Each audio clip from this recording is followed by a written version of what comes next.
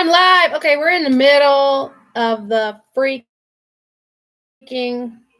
This is I'm live. Am I live or not? Don't get stuck. Okay. I'm live. In the middle of the Super Bowl. Go Kansas City. I don't know. It's a close one. We're like behind. Anywho, seborrhoeic dermatitis and dandruff.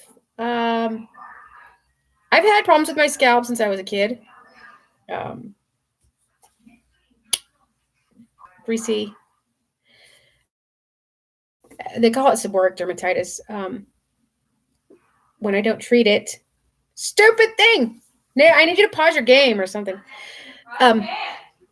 Anyways, when I don't treat it, I get scabs. I get pustules, kind of. It's gross. It's like seborrhoeic dermatitis. It's like overly oily, plus dandruff. It's like not dry scalp, but it's dandruff with the opposite scalp, but overly oily. I don't know. I can't go more than. I have to wash my hair like every day when my hair is natural. Otherwise, it's like a ridiculous, which actually poses a problem when I have dreads.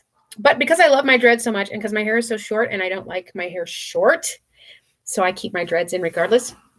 And because I use this Proclaim Super Bond glue to put it in, this stuff agitates my hair, especially when I'm not treating my scalp the way I am now, or when I wasn't. I had to pull them out and put them back in probably every 3 days because my scalp would get so itchy and the shampoo would deteriorate the glue. So I was looking for a solution, and I went with like the cheap shampoos, trying to get something with no oil in it because the oil is what disintegrates the glue. And I found nothing. Like everything has some kind of oil in it. So when I was reading up on dandruff and seborrhoeic dermatitis, baking soda and vinegar, I don't use vinegar, but baking soda and water, and they say also apple cider vinegar, treat dandruff and seborrhoeic dermatitis. So I don't use shampoo anymore. I use just baking soda and warm water in an old dish soap container.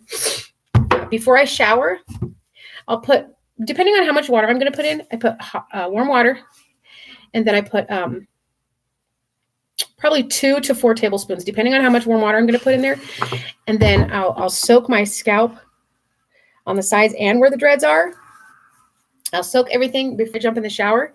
And then when I jump in the shower, I just rinse it out. And so you still get scalp shed because it's natural to have skin shed from your scalp. But the itchiness is gone. I don't have any problem with itching unless I let it go too long. Like sometimes I'll go 2 or 3 days. Well, actually, I'll go like 3 days. If I go 3 days without rinsing it with baking soda and water, then it starts to get greasy and it starts to itch. So I have to get in there and run the baking soda water over it and then shower and rinse it out. That also keeps the dreads from smelling.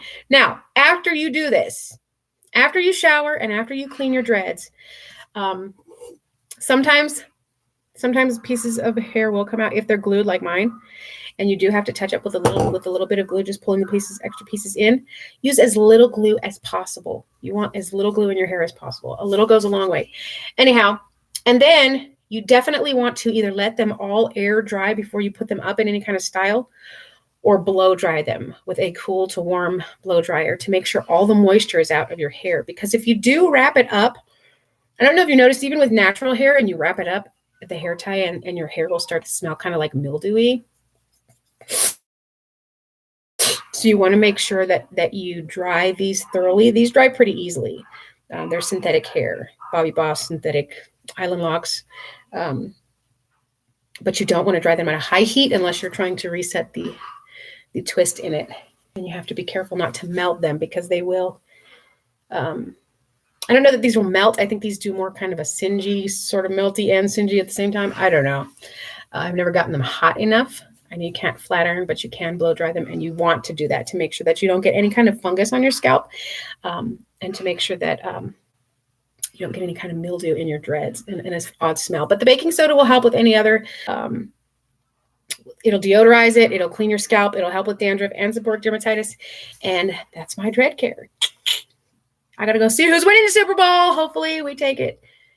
I'm just mad at California. That's the only reason I'm not going for San Francisco. All right, everyone, have a great night. Thanks for watching.